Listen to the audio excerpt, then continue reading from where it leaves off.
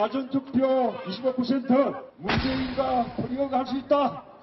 이 상황에서 선거에 못 이기면 정말로 우리는 낙동강에 빠졌지.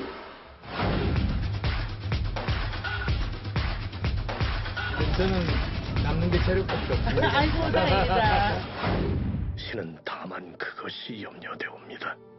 아직 신에게는 12척의 배가 남았다. 이 12척의 배에 우리 국민 모두를 싣고 항해할 수 있도록.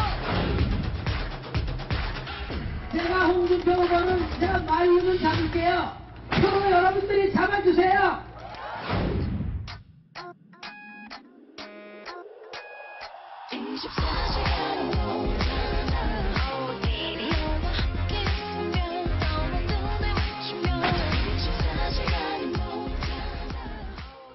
네, 영상으로 잘 정리가 된 것 같습니다. 예. 네. 자, 그런데 이제 어제와 그제 이틀 동안 네. 사전투표 있었잖아요. 네.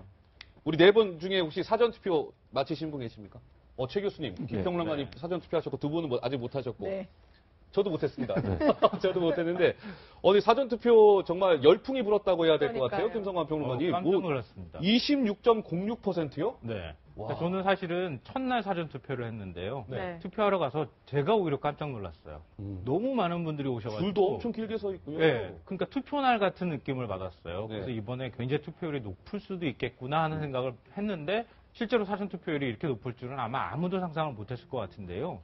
이게 우리가 탄핵 사태를 겪으면서 국민들의 민도가 높아진 때문은 아닐까. 네. 그리고 이제 후보들이 5명이 끝까지 완주하는 굉장히 독특한 선거를 우리가 맡고 있잖아요. 네. 그렇기 때문에 뭐 모든 사람들이 각자 우리 이제 식탁이 풍성해졌으면은 고를 수 있는 반찬도 많아지는 것처럼 네. 굉장히 국민들이 정치적 관심도 많이 늘어났다. 그런 게 사전투표에 미리 반영이 된 건 아닐까 이런 생각이 드는데 네.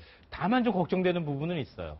왜냐하면 우리가 처음으로 사전투표제 도입됐을 때 사전투표율이 10%가 넘었거든요. 네. 그래서 와 이번에는 정말 원래 투표율의 플러스 11% 정도 10% 하면 되겠구나 이렇게 생각을 했는데 네. 막상 나중에 가서 보니까 한 4%포인트 정도 늘어나는 효과로 나타났거든요. 그렇군요. 네. 그러니까 이번에도 26% 정도 사전투표율이 나왔다고 해서 기존 투표율에 26을 더하면 되겠구나 이렇게 보기는 조금 어려울 것 같고 네네. 나중에 가서 이 투표율이 한 어느 정도 효과로 나타날까? 지난번 대선에는 한 75% 정도 나왔으니까 사실 예상은 80%대 네. 예상하고 있는 것 아니겠습니까? 한 그 정도 수준이면은 엄청나게 높은 투표율이 아닐까. 그럼요. 예. 그렇게 네. 생각하고 있습니다. 네. 사전 단지 네. 어떻게 보면은 분리 투표일 가능성도 높아요.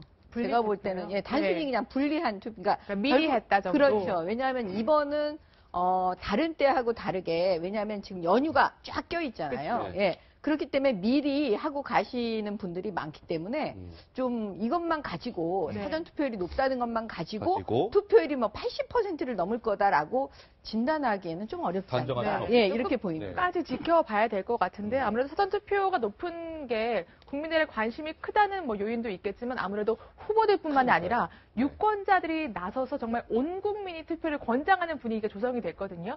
제가 영상으로 한번 준비해봤는데 먼저 보고 확인을 해보겠습니다. 네. 여기가 화면이냐?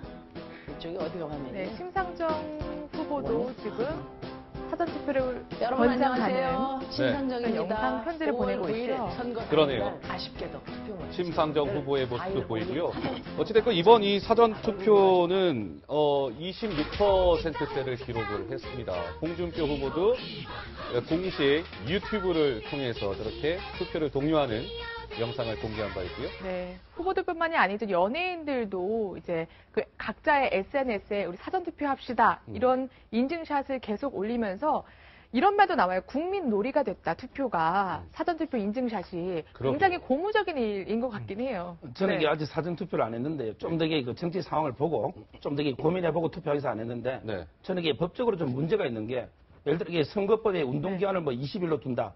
또 이게 국회의원 선거는 뭐 15일이다 예를 들면 네. 그럼 이게 다 취지가 있는 거예요. 근데 이것처럼 아예 선거일을 5, 6일 앞당겨버리는 사전투표라는 게 불가피한 사정이 있을 때 제한적으로 이게 돼야 되는데 지금 이게 본투표보다 더 쉽고 어떻게 보면 더 간소하고 네. 그러다 보면 이게 선거일을 앞당기면 당연히 운동기한이 줄어들 거 아니에요. 그렇죠. 저는 이게 좀 취지상 좀 문제는 약간 있다 봐요.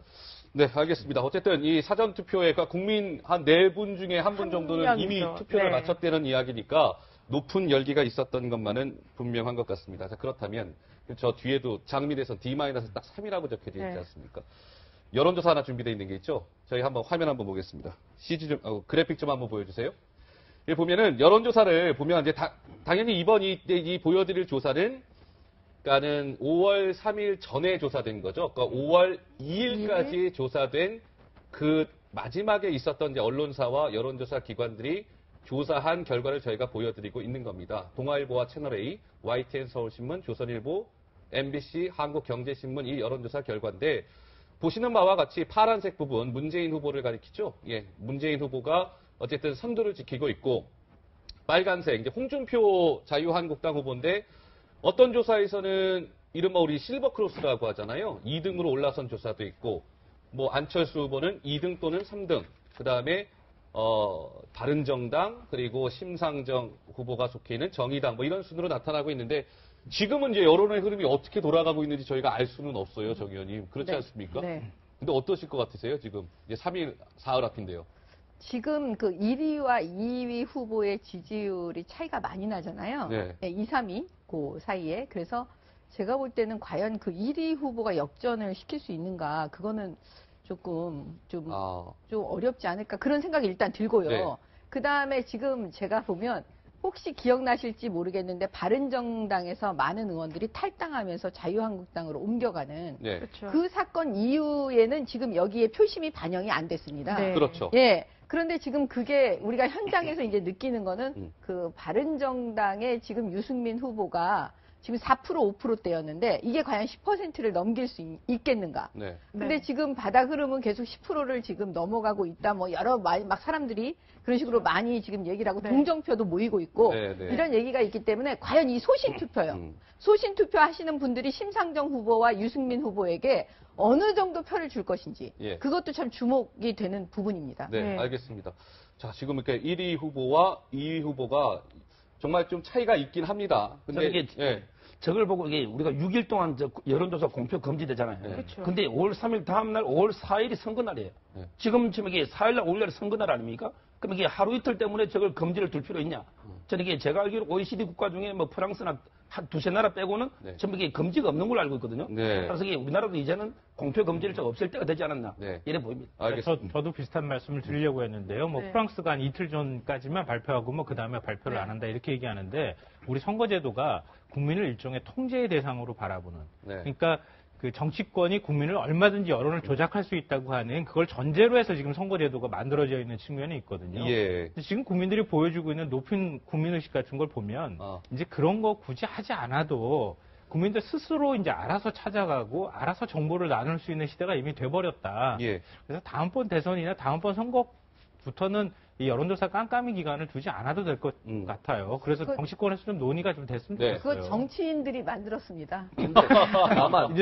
다만 한 가지 우리가 이제 두 분이 말씀하신 것에 동의하면서 전제 조건이 있어요. 전제 조건. 왜냐하면 여론조사가 공정하게 이루어져야 돼요. 예를 들면 여론조사에서 문제점이 많이 제기되고 있잖아요. 지금 응답률이라든지 전체 숫자라든지 아니면 뭐 질문을 어떻게 구성할 이런 문제가 영향을 미칠 수 있기 때문에 그걸 좀 더 정교하게 해서 여론조사 결과가 공정하고 객관적인 결과를 반영할 수 있도록 하는 것이 전제될 때 지금 말씀하신 것처럼 깜깜이 선거가 되지 않도록 여론조사 공표 기간을 없애는 것도 필요하다는 생각이 듭니다. 알겠습니다. 자.